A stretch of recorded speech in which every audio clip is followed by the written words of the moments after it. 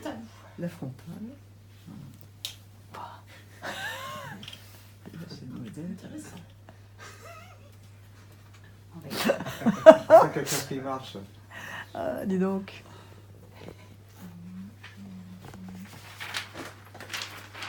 Ah oui.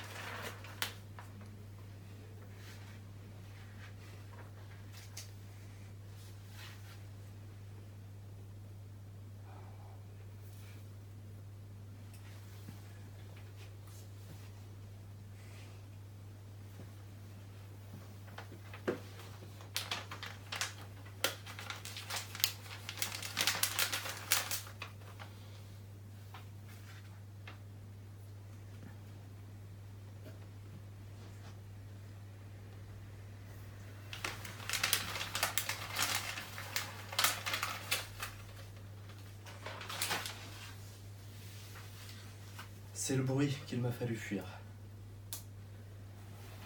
Les broussailles même que j'arrachais dans ma course étaient bruyantes. Le frottement de mes paumes qui s'abîmaient sur chaque obstacle. Orties, cailloux, lianes, ce qu'il restait de parpaings au long des routes et d'ossements de singes. Si j'ai bâti cette tente, m'y suis installé depuis un temps inappréciable, seconde ou siècle, c'est pour me terrer dans mon antre. Offrir des feuilles d'antre, d'où s'intercaler. Ceci n'est qu'une entrée en matière. La mienne. Il faut bien quelques trucs pour relier les déserts couverts d'usines aux jardins nocturnes, les voûtes rythmées d'étoiles peintes, les tombeaux, les ventres de la pierre, les berges enfouies sous la chaux, les écluses dans la brume. Je suis le livre, on y reviendra. Par un chemin de traverse, un souterrain ou un pont de singe. On y reviendra. Pour l'instant, je veux ne pas m'éparpiller. C'est difficile de commencer. Ça fait des siècles que je commence, que j'habite cette tente, et pourtant, je porte encore aux mains les traces de ma fuite, comme si je venais de débouler ici, éberlué, trempé de sueur, cherchant contre les murs de toile souple un point d'appui solide. J'ai de la terre sur les mains, ça colle à cause de la moiteur, ça s'incruste dans les plaies. Il y avait des immeubles inachevés, d'autres finis mais aveugles, qui ne ressemblaient qu'à des cages de béton avec leur absence de fenêtres. J'en ai traversé certains. Toujours les mêmes symboles solaires gravés aux cages d'escalier.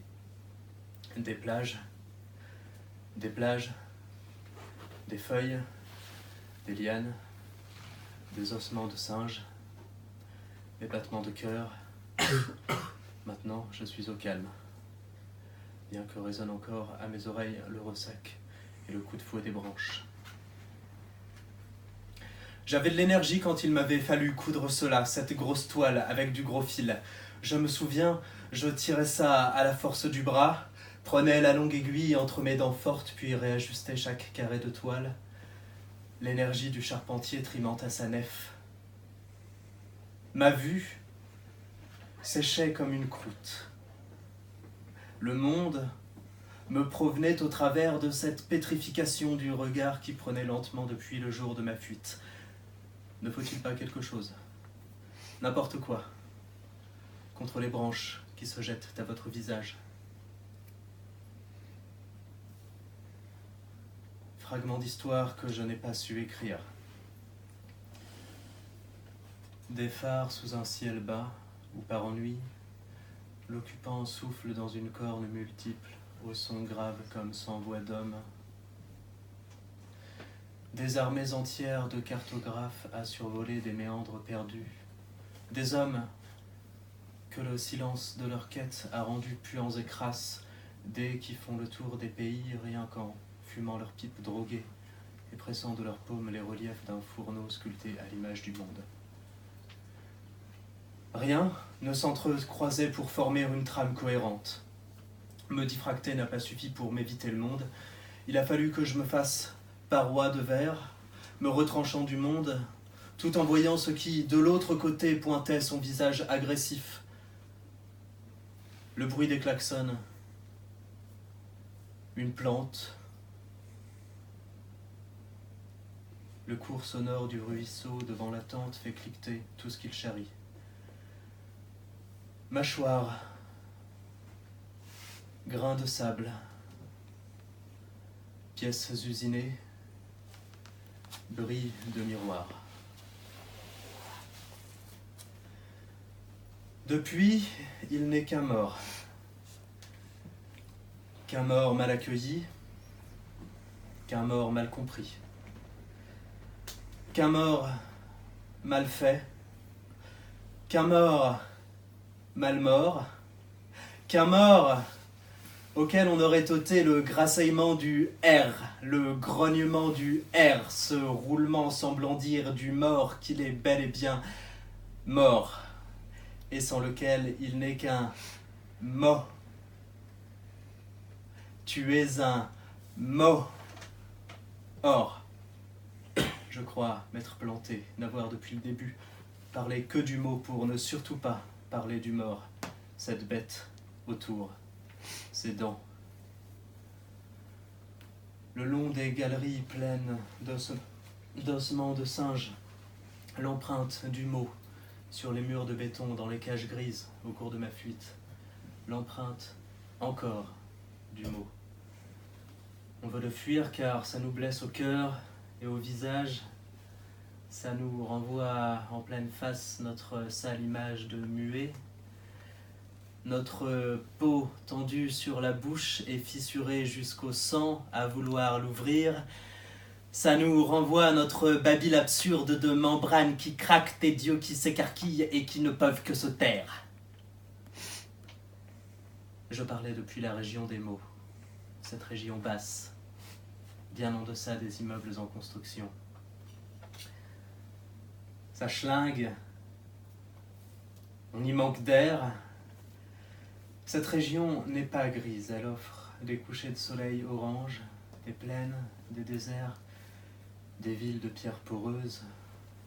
Aux plaines, leurs ermites qui sentent le sable, connaissent quels lichens et quelles mousses pour les voyages intérieurs. Aux forêts, leurs femmes d'outre-monde, leurs regards provoquants et leurs ailes de feuilles mortes. Au coucher de soleil, ceux qui s'éteignent sur les plus vieilles plages de la mémoire, celles fréquentées avant même d'avoir entendu parler de mots. Au coucher de soleil, leur vol de dirigeables à contre-jour, devant le gigantesque œuf rouge du couchant. J'ai inventorié tous les espaces, et rien trouvé qui fasse prise. Rien qui puisse tenir dans la coupe des mains, tel un visage. Rien sur quoi puissent se crisper les phalanges, telle une pierre. Dans les couleurs, les climats, les atmosphères, les aventures, les ramifications d'un mort qui me reste inconnu, d'un mot qui me reste étranger, inatteignable, 6 pieds sous terre, me fait la gueule, ne veut pas me voir. Je regarde la photo du mot posée là sur la table, format identité.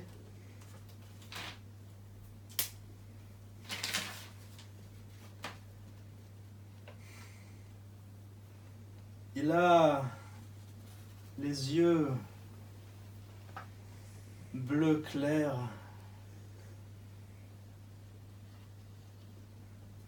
les miens. Il les écarquille un peu, je ne sais pas pourquoi beaucoup de gens, quand on les immortalise, écarquillent ainsi les yeux. Je regarde la ferraille, la ronce, laissée là, par l'ouverture. Je le regarde, encore, son visage s'inverse,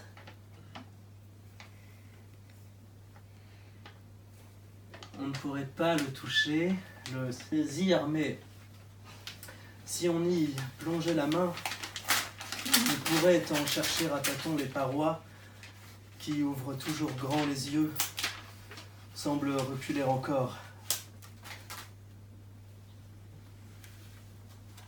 J'en ramène un sable gris. Ça vient de nulle part, ne veut rien dire.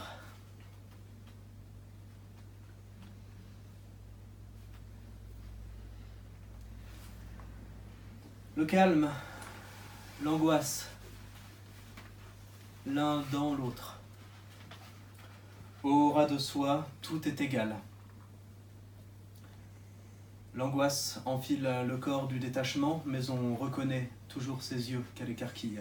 Jusqu'au retournement, où c'est le regard du détachement qui prend le corps de l'angoisse et lui squatte les orbites. Ils se retournent avec un flop de vieux gants flasques. Pénétrant la mangrove de l'angoisse, assis parmi ses filaments, ça prend des années pour apprendre à voir en elle le seuil d'un monde sans vagues. Le temple qui est son cœur ou son visage. Cet infini bercement de se sentir à sa place, homme avec vue sur la mort. C'est à vomir en silence, à prier, à se signer, à se parer de toutes breloques et amulettes possibles dans le temps imparti, le temps de la vague qui... Une certitude. Je frissonne quand vient la nuit,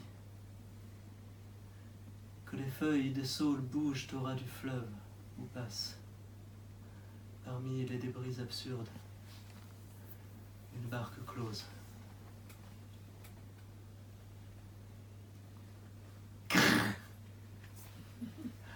On les entend ce soir encore, depuis la plateforme de branches qui fait saillie à l'orée de la tente. Ce grognement, ce grasseillement qui se terre, on ne peut dire où, mais qui se lève chaque soir à l'heure de la tisane. Je suis retourné dans la tente, marre du livre et de n'y voir que des mots qui puent, se décomposent. Ici, un plafond de toile bas, un livre de chevet qui en contient 67, la tiédeur du lieu qui rassure et qui angoisse. En dehors de la liasse qui s'empile en bord de table, enfle de jour en jour, je n'ai que des projets tronqués, je fais bouillir de l'eau pour ne pas la boire, je me couche pour ne pas dormir aussi. Je rêve parfois pour de bon. Je rêve de bonnes grosses liasses qui enflent. Et le jour, pour faire enfler la liasse, j'y consigne le rêve. Ça peut aller jusqu'à l'écœurement, cette manie d'enfanter le vide par le vide, l'apoplexie. La tente s'élève et elle avance,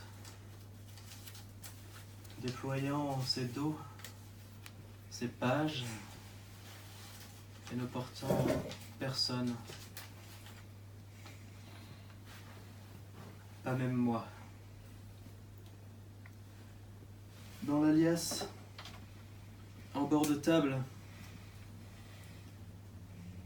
des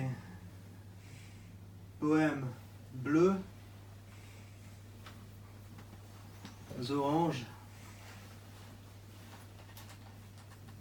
les glossolalies qui grouillaient sous les lèvres, les suites de consonnes imprononçables qui percutaient le menton, la surface irisée des syllabes cousues de force aux lèvres faibles.